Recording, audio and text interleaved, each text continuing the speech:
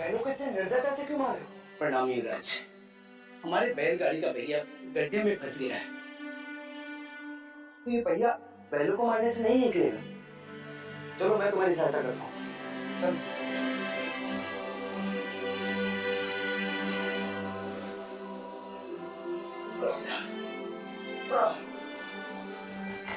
रुक जाइए युवराज, ये आप क्या कर रहे हैं? सहायता। सहायता या पाप?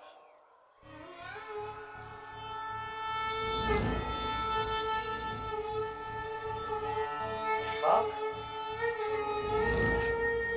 कैसे पाप?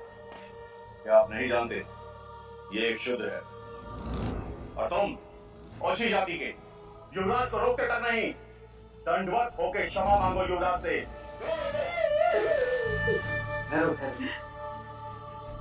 ये हमसे क्षमा क्यों मांगे? इसने आपको छूने का अपराध किया है। इसने मुझे नहीं, मैंने इसे छू। क्षमा युवराज, पहले इसने इस ब्राह्मण मार्ग में आने का अपराध किया है। कैसा अपराध? ये मार्ग सबके लिए है। ये सृष्टि, ये जल, वायु, मिट्टी, ये ईश्वर का अपराधी है और इसे दंड मिलना चाहिए। उसी ईश्वर ने इसे बनाया है जिसने तुमको, और यदि ये ईश्वर का अपराधी है तो इसे ईश्वर ही दंडित करेगा। तुम होते कौन हो इसे दंडित करने वाले?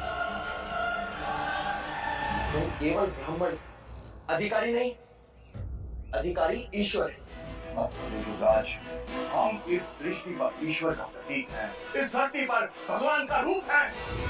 केवल हम वेदांती पूजा पाठ कर्म से पुण्य के अधिकारी हैं। पुण्य के! यदि ये सत्य है तो कर लेते हैं तुम में और इसमें तुलना।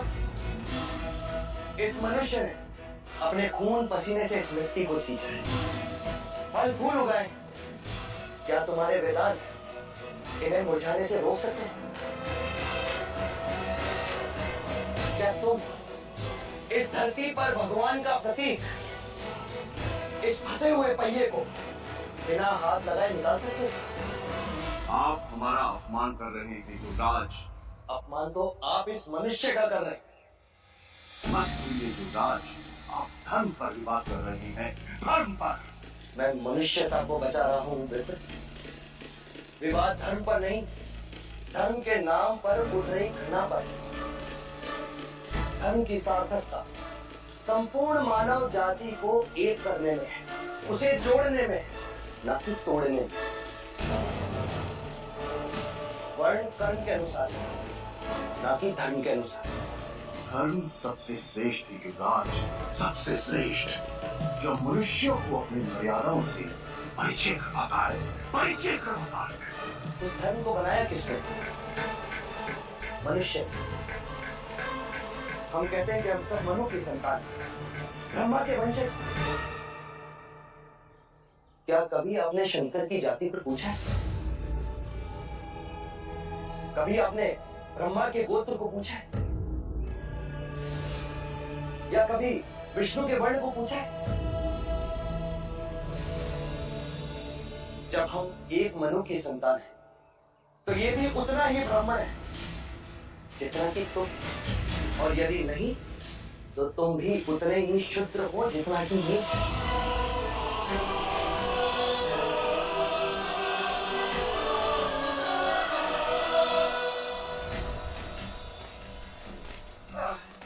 चलो पहिया निकाले। तो फिर लगाओ जोर।